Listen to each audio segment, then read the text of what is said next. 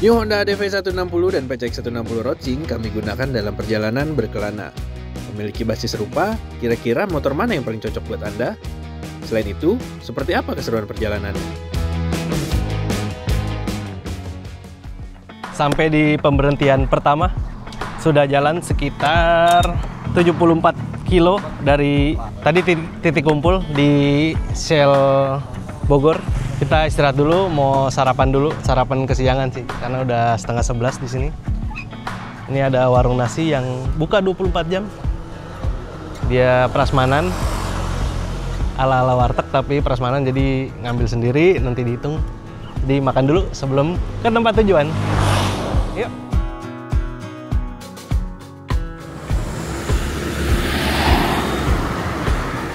Bu, saya pakai nasi ayam satu, orek, sama sayur labu. Cuma 25.000. Makannya nasi bebas ya, Bu ya? Oh. Banyak ya? Bener juga? Oh, banyak. Mantap.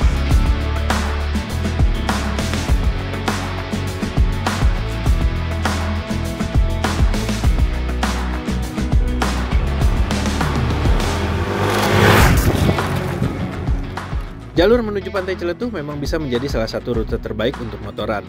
Aspal mulus berkelok naik turun dipadu pemandangan laut menjadi sajian yang bisa Anda nikmati. Bahkan, bisa dibilang jalur ini lebih menarik dibanding lokasi tujuannya. Anda setuju?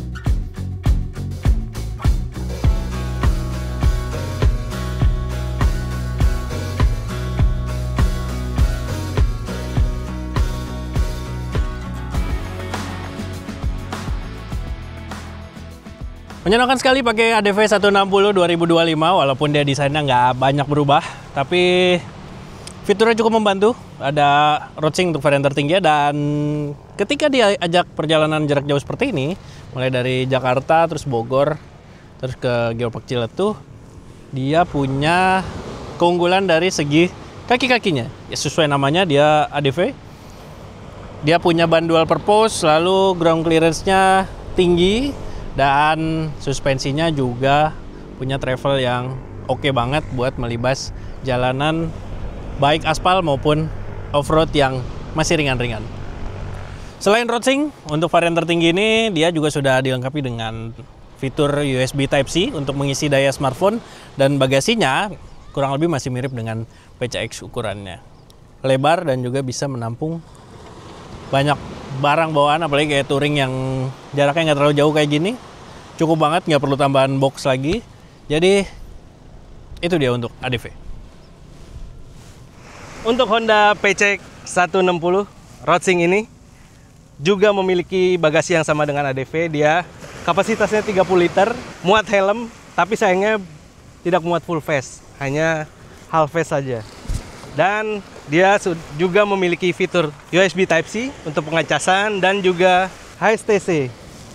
Dia ada pengaturan untuk mematikan torsinya, jadi buat main-main di pasir seperti ini cukup menyenangkan.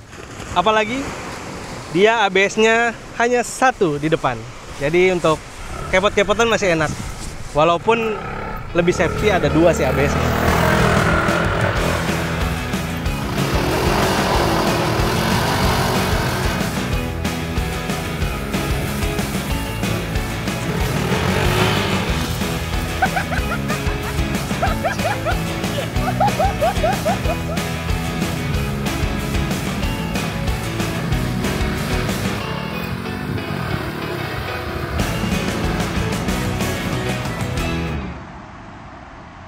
Oke, tadi kita udah jelasin ya panjang lebar tentang motornya. Ya. Sekarang gimana kalau menurut lo, Duk?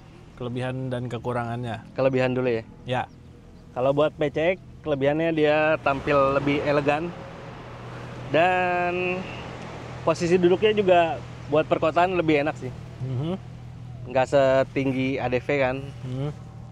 Kalau lu, yang setinggi lu? Dikit ya? Kalau buat tinggi yang kayak saya ceper ini ya, 165, lebih dikit lah.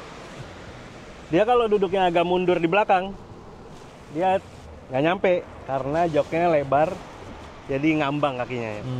Jadi dia harus agak maju dikit. Oke. kalau mau turun kaki. Berarti itu masuk ke kekurangannya lah ya. Kekurangan. Buat orang yang tingginya di bawah rata-rata. Iya. Terus ada lagi kekurangannya? Kekurangannya itu dulu. Mungkin ADV. Oke. Kalau ADV dari segi kelebihan dia tentu buat diajak dalam kota maupun jalan-jalan yang rusak, dual purpose ini oke banget sesuai namanya. Karena dia juga punya ground clearance yang tinggi. Ya. Terus bannya udah dual purpose. Terus posisi duduknya nih cukup agresif dan bisa dilihat tadi buat main-main di pantai kayak gini nggak ada masalah sama sekali. Dan kelebihannya lagi adalah fitur barunya. Ini fitur RoadSync. Karena ini adalah varian tertingginya, dia punya RoadSync, konektivitas ke smartphone. Berguna banget karena dia memang basicnya untuk navigasi dari Google Maps sehingga bisa diatur sedemikian rupa sehingga nggak takut nyasar ketika Ya, di jalan. lebih enak lah gitu. kalau butuh jalanan yang kita belum tahu ya kan. Ya, tapi hati-hati harus diatur dulu Ya. untuk maps-nya karena kadang-kadang kalau dia belum diatur buat avoid toll atau avoid highway, dia akan mengarahkan ke jalur Tol. tol. Iya. Gitu. Sama Itu kelebihannya. itu kelebihannya juga buat di PCX. Tapi kekurangannya sayangnya dia nggak full map yang ditampilin ya. Bener, itu dia. Karena dia sama nih, punyanya RoadSync-nya ADV dan PCX. Dia cuma turn by turn aja. Betul. Dia cuma panah kanan, 500 ke kiri. Bukan maps yang full. Iya. Terus sama ada kekurangannya, satu Ya. ketinggalan tadi. Dia kelebihannya empuk nih, yuk soknya yuk. Tapi joknya agak tipis, sayangnya. Jadinya sebenarnya enak buat jalan agak kasar, tapi buat agak lama ya ngaso dulu, Oh, istirahat dulu. lumayan agak panas ya. Iya. Sama kulitnya, Hmm, nah masih Oke. kerut-kerut kalau ngerem agak Merosot ya? Merosot. Kalau ADV suspensinya di depan empuk, tapi ya di belakang emang agak keras sedikit. Tapi masih oke lah sebenarnya. Masih enak ya? Buat ketemu di jalan aspal pun bikin handlingnya juga oke. Nah, kekurangannya kalau untuk ADV tadi sama kayak PCX, dia mapsnya nggak full. Terus desainnya masih mirip-mirip kayak yang sebelumnya, jadi ya memang kalau sekilas sih kalau nggak diperhatiin banget Iya. kelihatannya kayak bukan model 2025. Tapi ya Karena- balik lagi ke selera Karena ya. cuma di depan doang nih ya. Ya, Yang beda ini nih dari samping, bagian samping. depan sini aja sih. Jadi kalau nggak detail-detail banget nggak kelihatan. Kecuali ngelihat ke bagian speedometernya untuk yang RoadSync. Sama ada satu yang bikin beda yuk. Apa? Kalau dikonek ke Android Ya. sama ke Apple, Beda ya? kenapa Pilihannya ya. nggak ada menu telepon? Tapi ada notif sih, kecil teleponnya. Nah, tapi nggak muncul tuh kotak teleponnya, beda sama Android. Kalau di iPhone ya. Iya, betul. Kalau di Android dia keluar semua sih fiturnya. Massage ada massage? Ya bukan dong, Oh, bukan. message. Message ya? Oh. Nah, pesan ada, telepon ada, terus navigasi sama musik. Nah, Gitu. di Apple tuh yang hilang pesan sama teleponnya tuh. Mm-mm. Ikonnya nggak ada. Cuma icon yang kecilnya ada, anehnya. Kalau ada di telepon masuk. Jadi cuma muncul Iya, icon cuma aja kalau ya. kita mainan Switch-nya nih, nggak muncul. Gitu. Nah, sisanya gimana tergantung Anda, balik lagi ke selera masing-masing. Ya.